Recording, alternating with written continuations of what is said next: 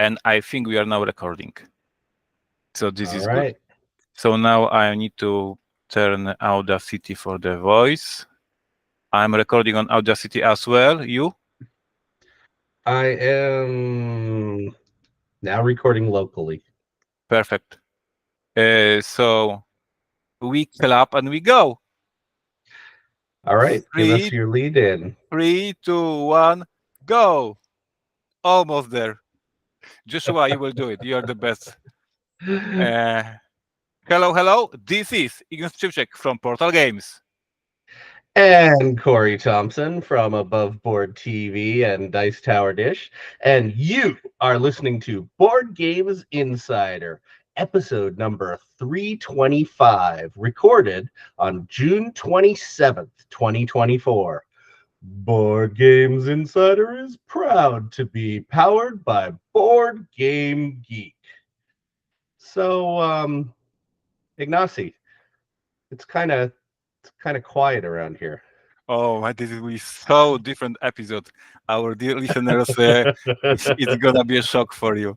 But yes, Steven is not with us. Steven is in Barcelona, not watching soccer, but I hope sightseeing.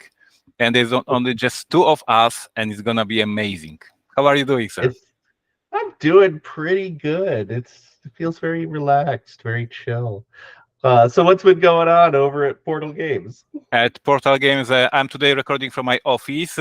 So, of course, I need to start with the whining. You guys remember we have this new strategy, let's whine to win an award. So, I have a pretty big building as a Portal Games. We have 2 floors of building, the whole building for our company. And in the whole building, there is only one room without AC. This is mine room. So, it's extremely hot. I picked this room because it's the biggest room in the whole building. I have like a massive office where I can play board games, role-playing games, miniature games. So I have the huge space in my office, but there's no AC. So lately I was doing home office, like I was not coming even to the office. But today I'm here, so I'm sweating. This is the word. I'm sweating. I think this is the word. Yeah. But besides of that, it's amazing. As for what's happening at company, the business stuff, because I'm in the office, I can show to the camera. I don't know if camera will show it, but I have my AI space puzzle. This is our Gen Con release, so we are very happy. I have confirmation that it left the manufacturer at China, so it is on the ship for the release in America. Our copies for Gen Con are already in America because we airshipped them. So please remember to visit us at the Gen Con. There is a Chevy representing Portal Games this year with our team of volunteers, great people. So bring them cookies, bring them snacks because they will represent me. And I have with me also, I'm going to say that, I don't care. I'm going to say that one of the best expansions to board game ever. Like I'm saying it, this is Book of Adventures. I showed it in many videos. This is like a super thick book. Every page is a new scenario for Robinson Crusoe. I cannot explain how much I love it, how much I appreciate that. It's so amazing. There is so much content for this book created by the fans because we run a contest for the scenario and people send so many submissions. And so I absolutely adore it. I love it. I super hope that you guys will love it. I got the email today from one of the retailers who sent us email. I love the best. So the email was, we want to adjust our numbers on pre-order. So this is the best email that the publisher can get. So the hype is there. I'm very proud. So I can't wait for the release. It is releasing in July for the reviews, for the feedback, and it's going to be amazing. And besides that, I'm in a constant contact with Chevy because preparation for Gen Con are on the way. Like, yes, all the walls and banners, tablecloths, demo spaces, etc. We just touched, and we will not go long about this today as well, but there is a change at the Gen Con this year that the Fern company is doing all the logistics at the show. Usually it was Fern and some other third party, and people were able to choose the best company to work with to bring tables or whatever. And now there is no such option. So everybody's complaining because when there is no competition, there is nothing good in general.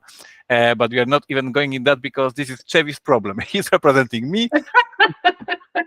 But Spoken like a true owner. yes, Chevy, if you are listening to, I love you, man. I appreciate you. I really appreciate what you're doing for us. So yeah, Gen Con is here, and our Gen Con pre-release AI Space Puzzle is safe.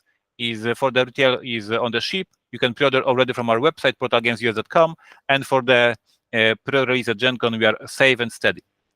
And I see that you came home finally. How does it feel? Home I'm sweet in home. between trips. Okay. I literally drove in from Los Angeles last night. Had an absolutely amazing time. Came in from Los Angeles, then off to Origins, which was absolutely incredible. I got to play in a celebrity werewolf tournament Awesome. with all of these television celebrities that were brought in. Origins was doing a push to have a whole bunch of special guests, and Steven and I both got to be in the Celebrity Werewolf, which was so fun. We played with Kevin Sussman, who's a friend that I've played games with before. He's, of course, Stuart, the comic store owner from Big Bang Theory. We also had Drew Powell, who's from the TV show Gotham, Dane DeLiegro, who played the Predator in the new Prey movie, Adam Seckman from DC Legends of Tomorrow, and football player Tommy Rice. Absolutely massive man. It just made me feel like a tiny little puppy. Did you say that he's a werewolf as a first choice? Like, this dude is a werewolf. Like, it really was funny. We instantly started pointing to Tommy, who's growling and is like 9 feet tall, and pointing to Drew, who actually played a werewolf in the TV show True Blood, and is kind of a hairy big guy. And they kept saying I had too much facial hair, so I got pointed out as werewolf a lot. But it was really fun, and of course, the Bonacor was there too. But then after Origins, back to Los Angeles, and we filmed videos with puppies and kittens, which I don't really need to say anything else. I mean, come on, it's puppies and kittens. it's going It's to going win to the do great. internet. Yes. The internet will break. We had a bunch of kittens trying to play Magic, and it turns out kittens are not very good at playing Magic the Gathering. Oh, really? No. We put them in the arena with all the cards and everything they needed, and they just kind of all ran in different directions and went everywhere. Oh my God! Surprise! It went better when we had puppies playing Dungeons and Dragons. They had a good time. They chewed up their character sheets. Did they roll the die? We had these giant foam dice, and they had a really good time. So we filmed that. That'll come out pretty soon from Above Board, and we are going to be heading to RageCon in Reno, or I am going to be heading to RageCon in Reno tomorrow. So I am running like a crazy person. I'm going to spend the weekend in Reno, hosting and playing games. I'm a special guest, a very special guest at RageCon. I'm taking Steven's role in more than one way. And right after that, we're going to be trying to film our playthrough of the Stonemaier game Apiary while completely covered in honeybees. Oh my God. Yeah, and it is going to be 105 degrees outside when we do it, because the weather is not my friend.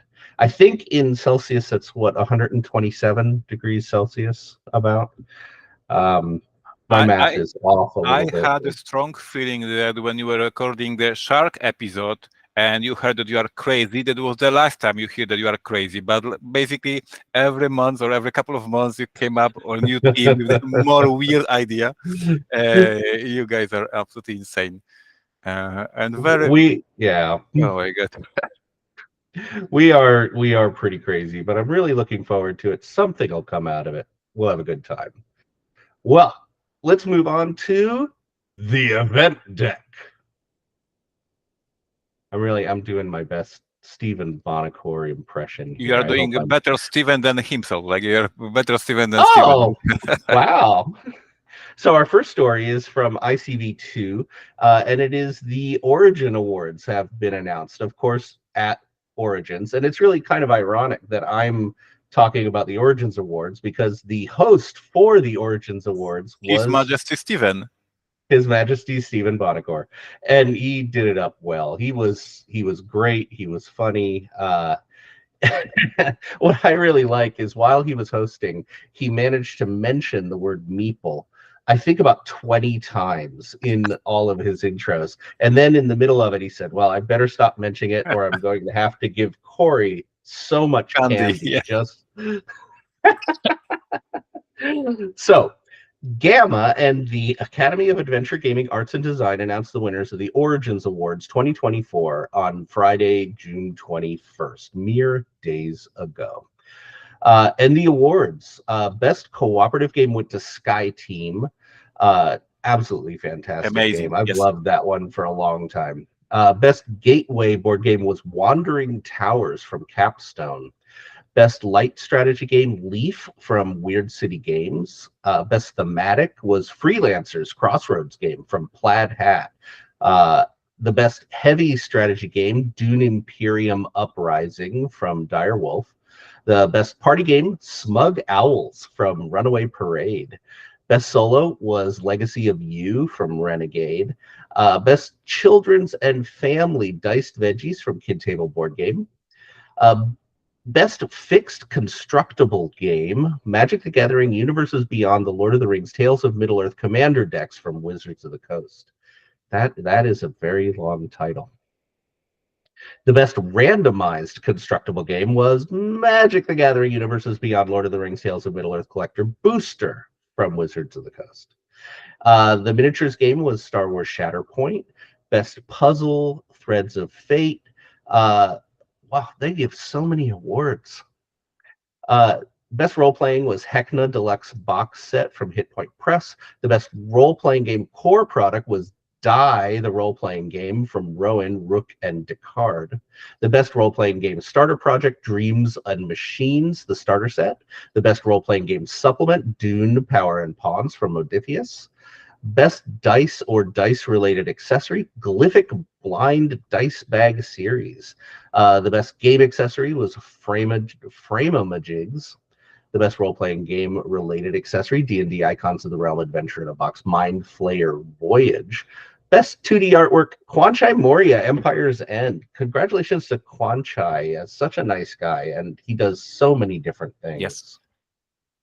Best 3D component, Threads of Fate puzzle box. The best game-related writing was Grace Collins' Shadow in the Night Part 2, Cozy Companion Magazine from Snowbright. Best media production, Eleni, I always say her name wrong, Eleni Papadopoulou, for Making Board Games, the CGE documentary. Good job. And the fan favorite game was Distilled from Paverson Games. Well deserved. So a lot of awards from Origins. Yes, congratulations to the winners, congratulations to all the publishers and designers, because I root always for the designers. And every year when we run this podcast, I complain that there is too many categories. You know, on one hand, I don't want to I don't want winners to feel that I'm against it. Like I appreciate you, congratulations, great job, you are doing amazing for the hobby. But exactly as you were now reading, like there's too much. Like people are losing focus, and on some of these categories, I know that the Origins wants to give credits to all the talent. They want to give a love to the best products. But if we have like best role-playing game supplement, best role-playing game starter, best role-playing core, best role-playing adventure, there's too many. It's true. So once again, I don't want to be negative. Congratulations to the winners, but Spiel des Jahres is the formula for me. Like there should be winner for the role-playing game, winner for the miniature game, winner for the board game. Kudos. Now, agreed. Origins Awards does try to cover a lot of different categories. It covers and this is from the goodwill. I understand role-playing. Yes. So, but yeah, we need to trim down. We need to trim down. So the next story I just thought was a pretty funny one. This is from Petapixel. A photographer was disqualified from an AI image contest after it was realized that his photo was actually real. So we've got a reverse situation here that someone got in trouble for using real art in an AI contest. That this story is there will be a perfect story as a short story, science fiction short story to to publish in a science fiction magazine, like a funny story, but it's a real story. So this is like crazy, It's crazy true. insane. It's true. A photographer has been disqualified from a picture competition after his real photograph won in the AI image category. Miles Astray entered a real, albeit surreal, photo of a flamingo into the AI category of the 1839 Color Photography Awards, which the judges not only placed third, but it also won the People's Choice Award. So I guess we got to be careful on both sides of this one. Next up, Atomic Mass Games, which is the division of Asmodee that runs their miniatures games, has announced that Star Wars X-Wing and Star Wars Armada are no more. So they wrote on their own webpage, after long and careful consideration, we are here today to announce the end of development on Star Wars X-Wing and Star Wars Armada. We're grateful for the community's passionate engagement and support over the past few years. Rising production costs, global manufacturing, and pandemic-related challenges have made it increasingly difficult to produce high-quality, pre-painted miniatures, which ultimately led to the decision to end development. So it had a good run. It was a fantastic game. It, I think, broke open miniatures gaming for non-miniatures players, especially Star Wars X-Wing. And it's sad to see them go, but to be quite honest, I don't know what else they could do. They had so many different miniatures and rules and characters. They did it well, but it was starting to get a little bloated, I felt. For me, it's a fascinating story. I really think this may be a case for some paper, like for the people who are analyzing deeply the things that are happening. Like this is super interesting because as you know and our listeners know, Star Wars X-Wing was huge. Like we are talking about this out of the scale. This was one of the biggest games on the planet when it was in the heights. When I remember when I was at Gen Con, like the gaming room, the tournament, everything was insane.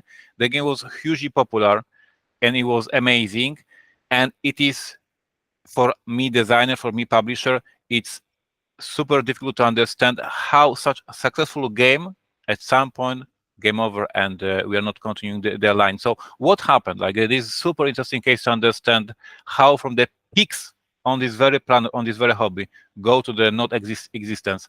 X-Wing was amazing game until today. When I have my iPad, you have always this photo when you unlock the screen. On my iPad, I have a photo of my son when I played with him X-Wing. He was like 6 years old. He was young dude. Yeah, and it was first it came out in game. 2012. Yeah, something like that. Exactly. So he was like 6 or 7 years, and this is my beloved moment in son and a child and a father playing X-Wing, and it was so popular. And then they were switching to the second edition, and something went wrong. Like the second edition never launched as good as they hoped, I believe. Once again, sad story, amazing game. Lots of people playing this game and now will not play. And I would love to read the educated paper that analyze what happened over the 10 years of existence of this game, because it's fascinating. I'd be really curious about costs. I've seen a lot of Star Wars IP games fizzle out, and I'm wondering if the cost of maintaining the license is just too much. We saw it with Imperial Assault. Yeah, which I thought was a very good game. And now X-Wing and Armada. Next up, Hasbro has announced they are opening 2 retail locations in New Jersey. This is from ICV2. Hasbro is opening 2 locations with different concepts in New Jersey: the Game Room, powered by Hasbro, and Planet Play School. The game room powered by Hasbro at the American Dream Mall in East Rutherford will include 41,500 square feet of arcade games, attractions, retail, and dining.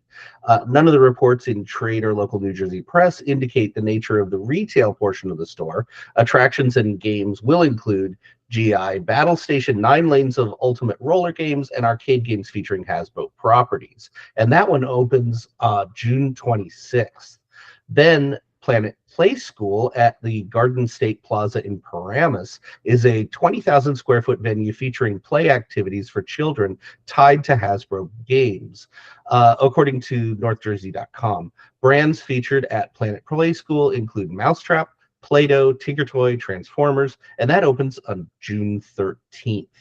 So we've got a large gaming company branded, and who knows how close the brand is, but Hasbro getting into retail now.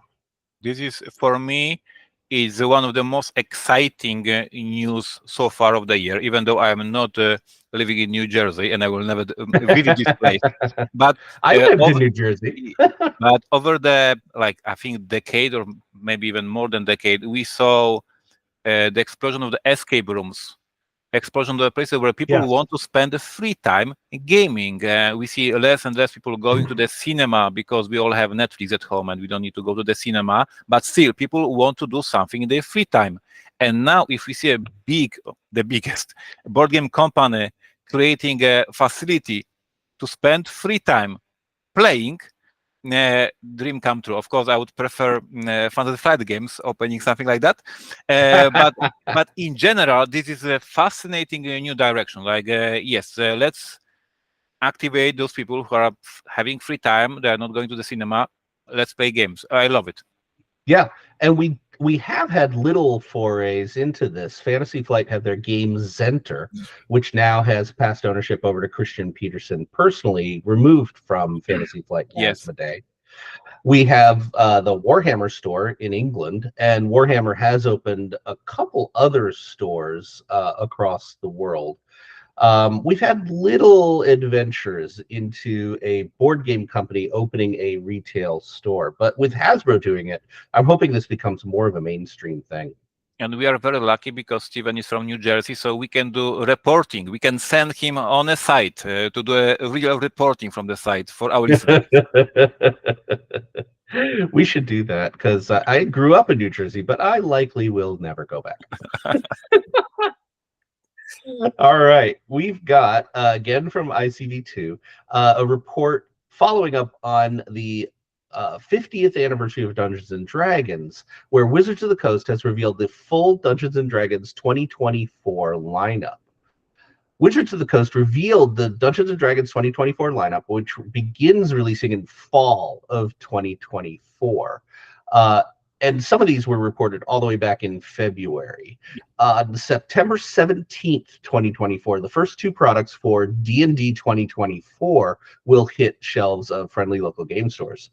The 2024 Player's Handbook and the 2024 Character Sheets are the first items to come out.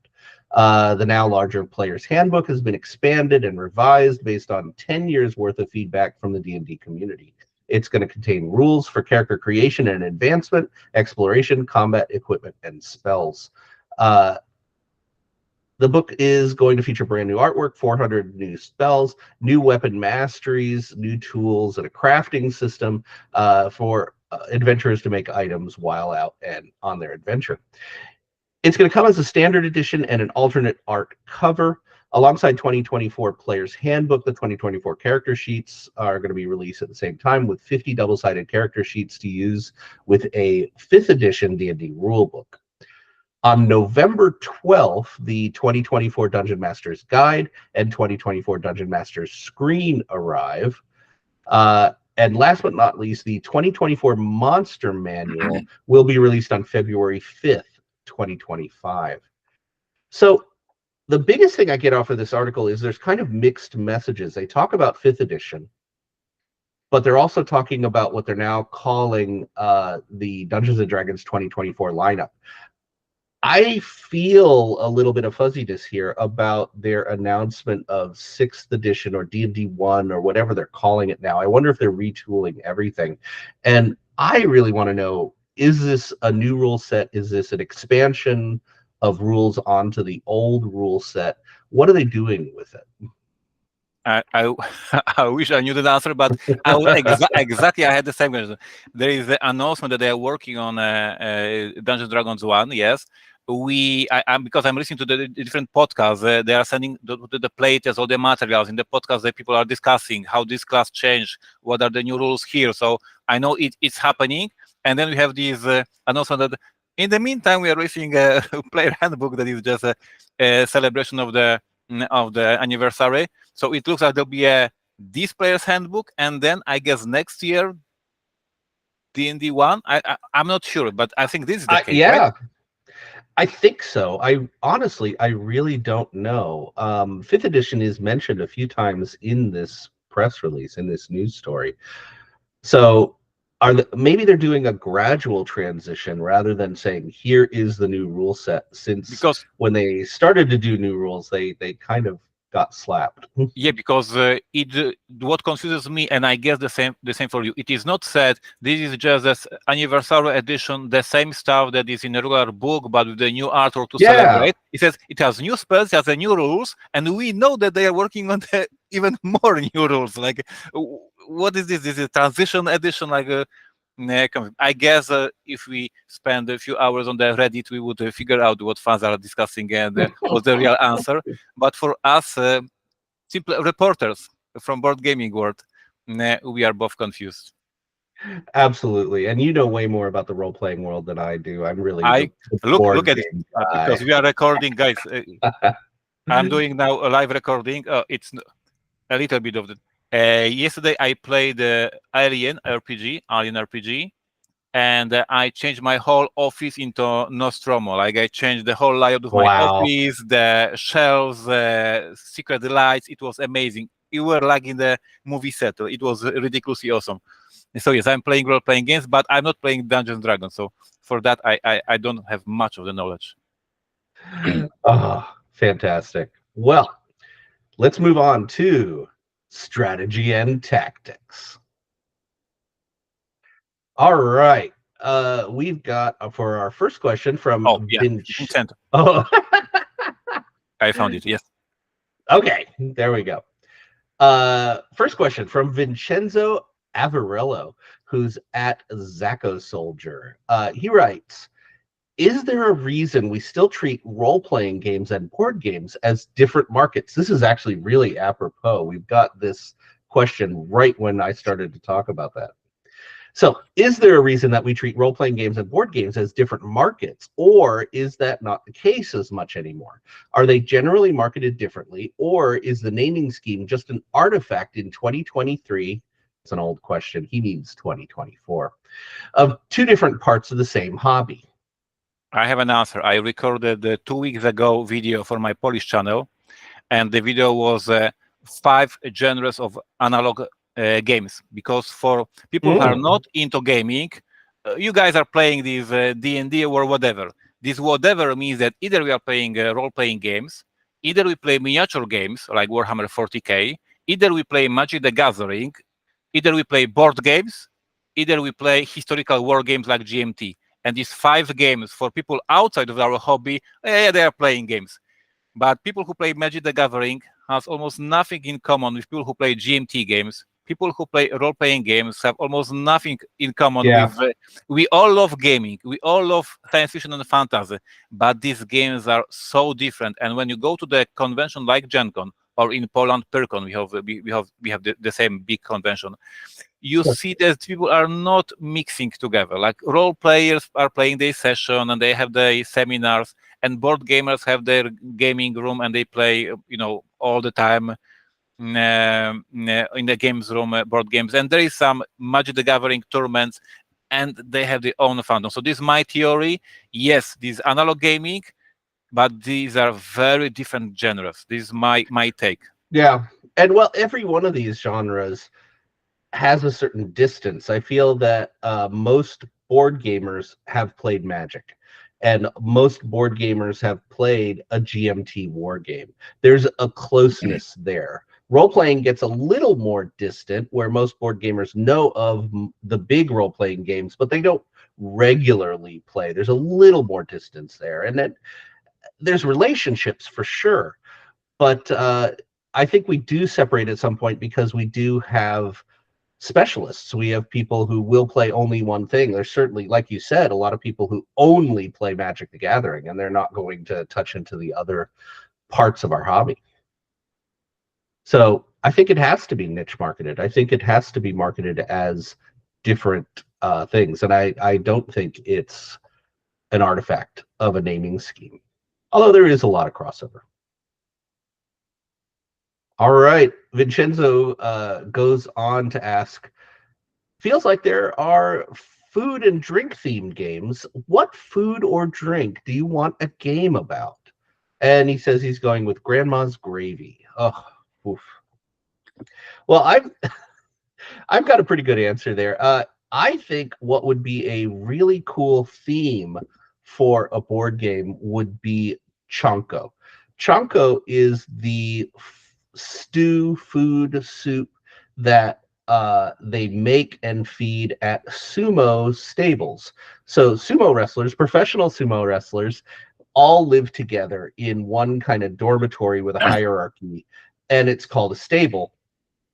And there's generally a master who makes this giant pot of food, and there's a lot of belief in what you feed and what kind of food you make and what the recipe is relates to winning and losing in sumo and building up a sumo body and being able to keep everybody healthy. I was lucky enough years ago to go to Japan and visit, and I got to go in one of the stables and live in the stable for a little while and eat the chonko and talk with everybody. But there's so much ritual and belief in the way you make the food with these guarded recipes. I think it would make a fantastic board game where you're trying to create this magic stew, so to speak, and it translates into you winning or losing, kind of a derivation of a sports management game. I think that would be pretty cool. I just want to make an official bet that right now Vincenzo Averello has his jaw dropped because he didn't expect that answer for this question will be about the sumo and Japan. It's absolutely amazing. I've thought about this a lot. I That's a love great question. This is so amazing answer. I can only say that there's so many cookies games that I'm sad. Like I'm happy. There's so many card games about cookies, so I don't need anything else. I think you need an edible cookie game. Yeah. Legacy game. Vincenzo has one more question. We need a great New Jersey themed board game. What New Jersey themed board game would you make? It's almost like he's targeting someone who's from our New news Jersey. section, but he managed to fit our news section today perfectly. I'm going to suggest farm-to-table themed games for the Garden State, but the options are endless. Revolutionary War, the Cannon War, Thomas Edison, Shark Attacks, Albert Einstein.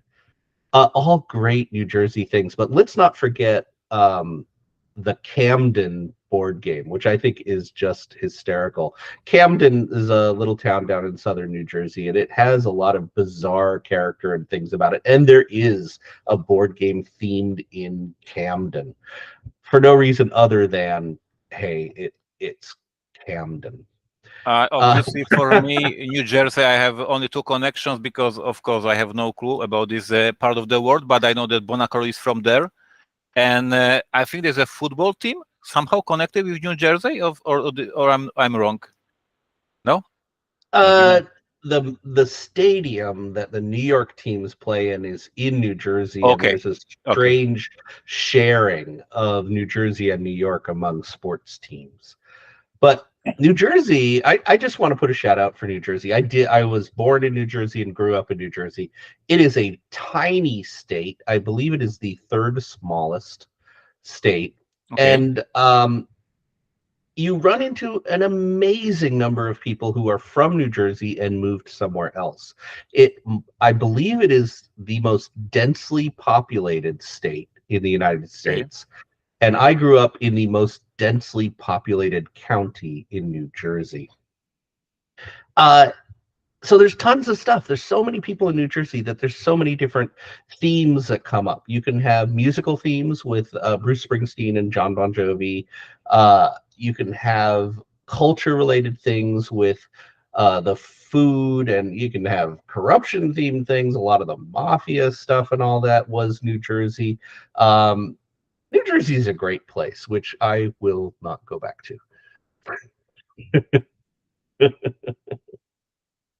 Let's go ahead and take another one. We've got Conan Daly, who is at Hexheart, said, I've noticed a trend among some board game reviewers to dislike plastic-heavy games and express concerns about the sustainability of board games and the industry. Shut Up and Sit Down and No Pun Included being the main ones that I've noticed, both UK-based reviewers, with very excessive plastic-ridden games losing some cred in their reviews. This seems to run in the opposite direction to other trends within production in the industry and the wider board game buying public. Big Kickstarters laden with tons of plastic seem to do well. However, we're now starting to see some games feature sustainability of their manufacturing location and component materials in their marketing a bit more. What side of these competing trends do you see winning out in the short term and in the long term? Obviously, manufacturers and publishers are going to follow the market demand more than reviewers' concerns, but do you see rising concern for sustainability and lower environmental impact in the general public starting to affect these big Kickstarters, or for more games to feature their sustainability credits as part of their pitch? So it's really an interesting question, balancing out public demand versus sustainability, because where they cross over is the public wants sustainability. There's a desire to see an effort for greener manufacturing and more sustainability. And it's actually brought up this third argument, which is that of greenwashing, where companies, and I'm not pointing any fingers here within the gaming industry, certainly, but a lot of companies in every field will put on an image of being very environmentally friendly and sustainable without actually doing it.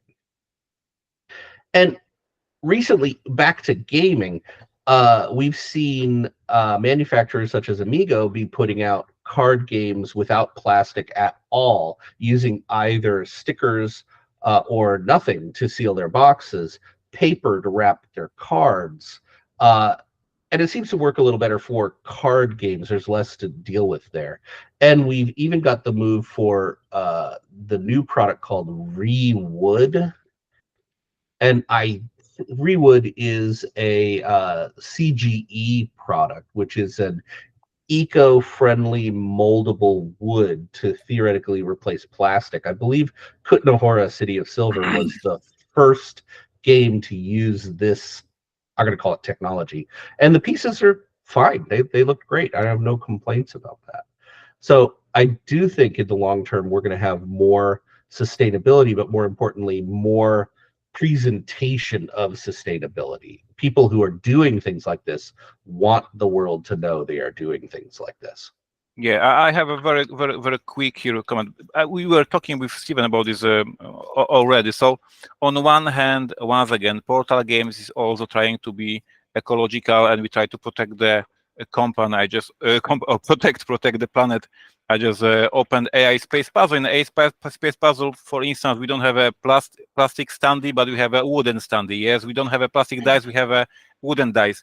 So we are trying to be a good guy. We are trying to do our best to be also better for the planet. But as I said a few weeks ago, one more Walmart in America makes more plastic than the whole print run of AI Space Puzzle. Let's face it. Like there is so much plastic generated in all other industries that my small game, this small print run, it's nothing. So of course I'm doing my best. Of course we remove the plastic from the game, but the problem is in different industries, bigger markets, and let's remove plastic bags from Walmart. It will be much better than removing plastic standee from AI Space Puzzle.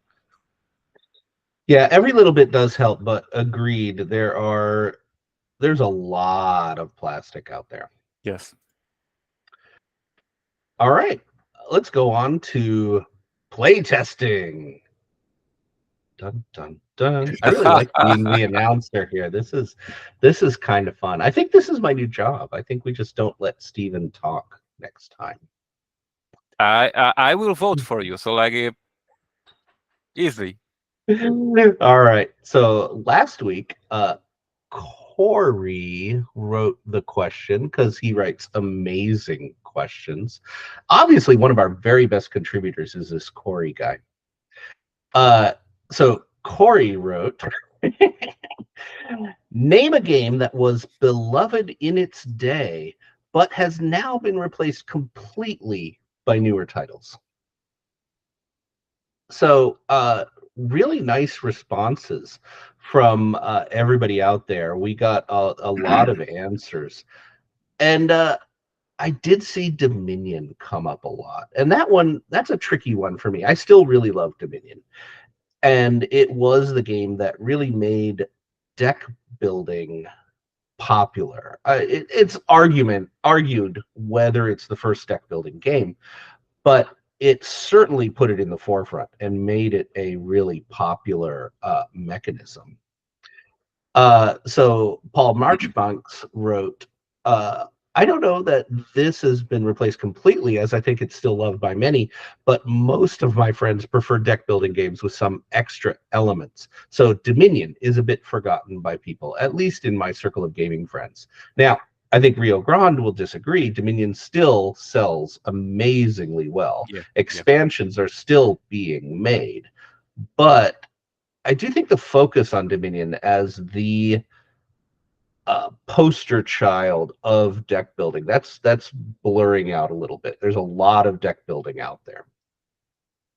I was surprised that most of the answers that we received were from the very classic, iconic old games. Like we see here a Catan, we see Kailus, we see Pillars of the Earth. So there's no, I think there's in all the answers, there's no single game that is younger than 10 years.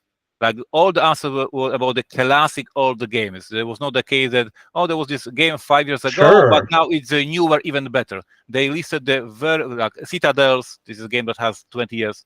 So only classics, very interesting. And our industry does move pretty quick. So the things that we regard as classics can be 10 years or less. There's a couple that I think of as relatively modern. MIDI Player wrote, for me, Machikoro became obsolete because of Space Base. At the risk of sounding pedantic, Sushi Go became obsolete because of Sushi Go Party. And the oldie Battleship is obsolete by many possible titles. Almost any XN write with tiny footprint, easy to understand rules would satisfy the same itch. The other one, Rick Fuss. One of the things I really liked about this thread is it did bring back a lot of games that I had kind of thought about or hadn't thought about for a while. A lot of older games, like you said. So Rick Fuss wrote, for me, the big one is Shadows over Camelot. It introduced us to the trader mechanic, and I feel all the games with traders that we played since are preferred over Shadows of Camelot. I don't know, trader mechanic seems bigger than Shadows. I hadn't thought about that one before, whether they were trader mechanics prior. No, I mean the industry legend, when you read in the blogs, Shadows over Camelot was the first traitor game. Obviously, we can now try to find some, abandoned game that everybody forgotten. But officially, Bruno Catala bring traitor mechanics to our world. Yeah. What about diplomacy? I think that's all trader mechanic. Yeah, that's different. We are all traitors. Yes. Bruno created this hidden traitor. We have a new question. And the new question again from the brilliant Corey. Oh wow, yeah, he's really a prolific guy. He's on fire. So this week's question: if you had infinite resources, what single game title would you give to everyone who visited you just to show off the gaming hobby? I thought this was an interesting way to ask. Not just what is your favorite game, and not just what is your gateway game, but really, to put those together. You have as much money resources as you want, and you are feeling very, very you have a big pile by your door, you give this title to everybody who comes and visits you. What game is your show-off game for the board game hobby? This is So this is a brilliant question, sir. It almost broke my mind. I was really looking for my shelves and I couldn't decide. I think, but I can change this decision in 5 seconds. But for now, my to-go game is the game that I love, and I believe it's a great, and it shows the hobby beautifully. Bonanza from Amigo Spiele. There's interaction, there is table talk, it's portable, so anybody can go and bring this game to somewhere else. So I would go for Bonanza, and this is my answer for June 27th, but it can change easy. But Bonanza, it promotes hobby great, because it shows that hobby is about interaction, about the talking, about the social communication, about the fun and the laughs and negotiation. This is what I love in our hobby. That is fantastic. And I won't lie, I went through a whole bunch of different titles. I am really flaky. I'm like a little bug flying around, and my interests change constantly. But one of the titles that immediately came to mind was Imperial Settlers. And I'm not just trying to kiss up here. I mean, it's well known that I dislike you intensely. And but I think Imperial Settlers is approachable enough that I can have anybody play it. It is cute enough and pretty enough that people are drawn in, and it has a unique concept that I think introduces the fact that hobby board games make your mind do very strange things.